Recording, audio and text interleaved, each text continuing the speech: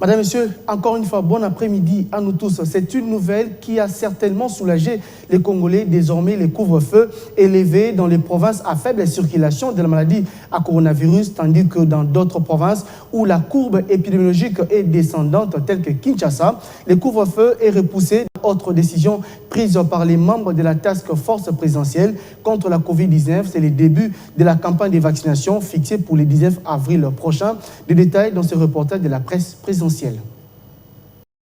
À l'instar de la publication du gouvernement Sama Lukonde, l'allègement ou mieux la levée du couvre-feu en RDC était très attendu dans l'opinion publique. Ce mardi, à la Cité de l'Union africaine, lors de la réunion de l'équipe de la Task Force Covid-19 présidée par le président de la République Félix-Antoine Tshisekedi Tshilombo, la question a été examinée minutieusement. Il a été décidé lors de cette importante rencontre de lever le couvre-feu dans les provinces où la circulation du virus est très faible et pour les autres, parmi lesquelles la ville-province de Kinshasa, le couvre-feu est allégé. Il a été constaté, fort heureusement, que cette courbe est à la baisse, ce qui a amené la task force à la première décision de lever le couvre-feu dans les provinces où il y a une très faible circulation de virus, où des cas de virus sont restés à zéro pendant plusieurs mois.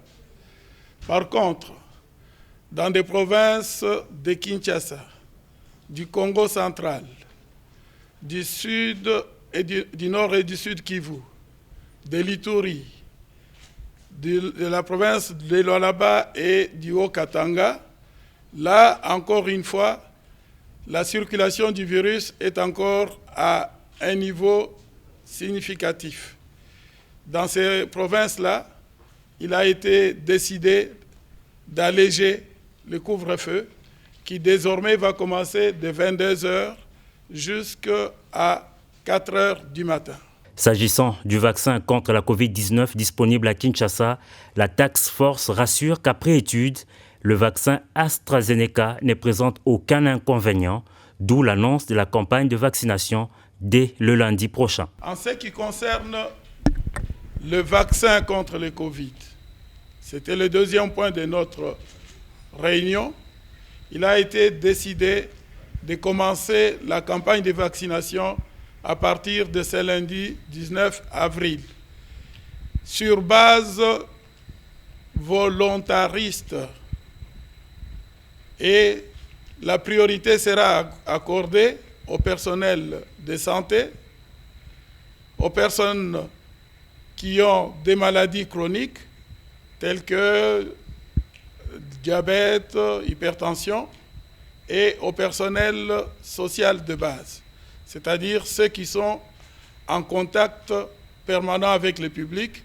Il s'agit de personnel qui travaille par exemple dans les aéroports, au niveau de postes frontaliers, au niveau des banques, le personnel qui est au guichet par exemple, eh bien, tous ces personnels qui s'exposent quotidiennement en face du public ont priorité pour l'opération de vaccination qui va commencer à partir de lundi 19.